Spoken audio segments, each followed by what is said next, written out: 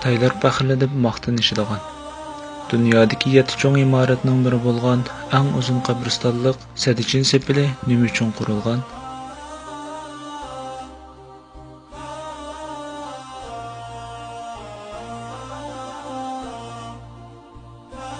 Sadichin sepili Xitoyning shimoliy-g'arbiga joylashgan bo'lib, uning umumiy uzunligi 8851 kilometr.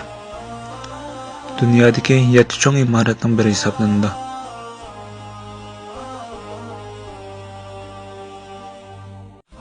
Bu sepil 2000 yillik tarixga ega.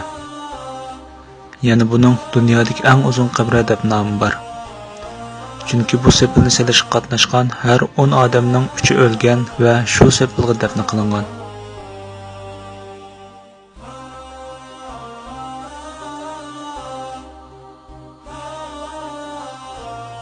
Bu sepilning hozirgidek bitishi uchun necha asr vaqt ketgan.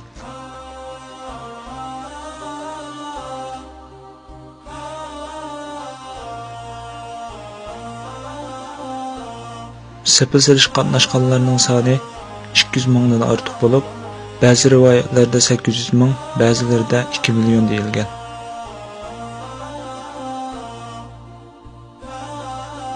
Sepil selishga qatnashgan har 10 odamning 3i o'lgan bo'lib, shu sepilga dafn qilingan.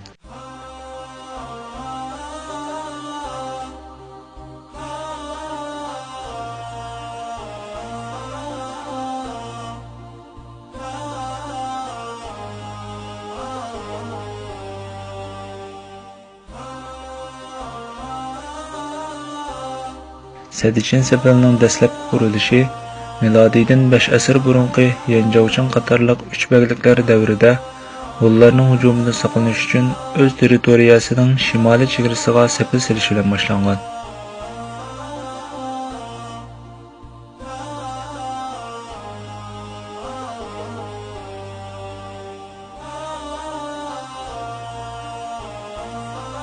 Qin Shi Huang milodiydan burungi 214-yili Sangun Mintianga yarliq tushirib, sepilni bitirish vazifasini bergan. Sangun Mintian buyruqiga binoan milodiydan 5 asr burun Yanjovching bayliklarining shimoliy chegarasiga solingan sepillarni bir-biriga ulab, sepilni sharqda Shanxuygandan tortib, g'arbda Gansuning Nishan noyasiga yetkazgan.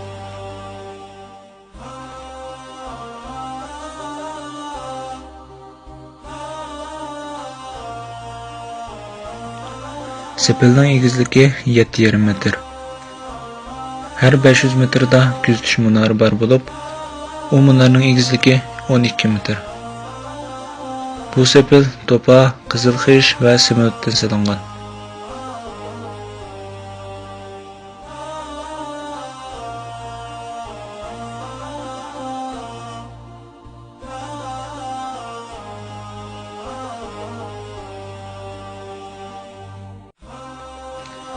Xitoylar bu sepilni barbar, turk va mong'ollarning hujumidan saqlanish uchun qurganligini bayon qilgan.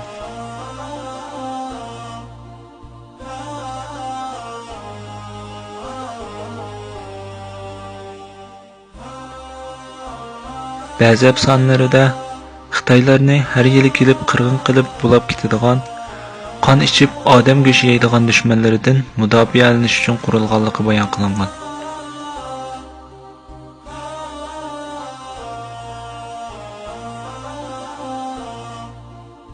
Hunlarning qisqacha tarixi degan kitobda Sadichin sepilining Yanjovching qatorliq 3 bagliklar davrida Hunlarning hujumidan saqlanish uchun o'z territoriyasining shimoliy chegarasiga sepil selish bilan boshlanganligi deyilgan.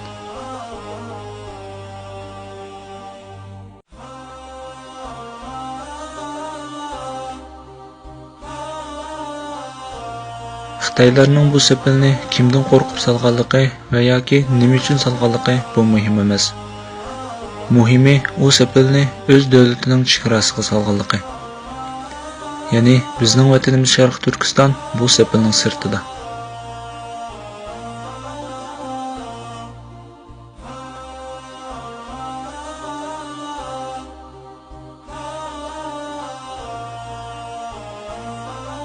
Xitoy bizning ayrilmas bir qismimiz deb kelayotgan bu zamin ozod, mustaqil Sharq Turkiston. u zaminda Uyg'ur, Qozoq, Tungan, O'zbek, Tojik, Tatar qatorliq musulmon millatlar yashaydi.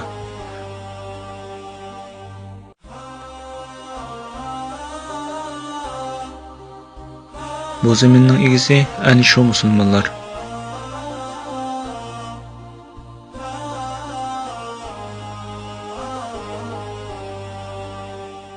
Bu haqiqatni Xitoylar maqtanib faxrlanishadigan Sadichin Sepilim tasdiqlaydi.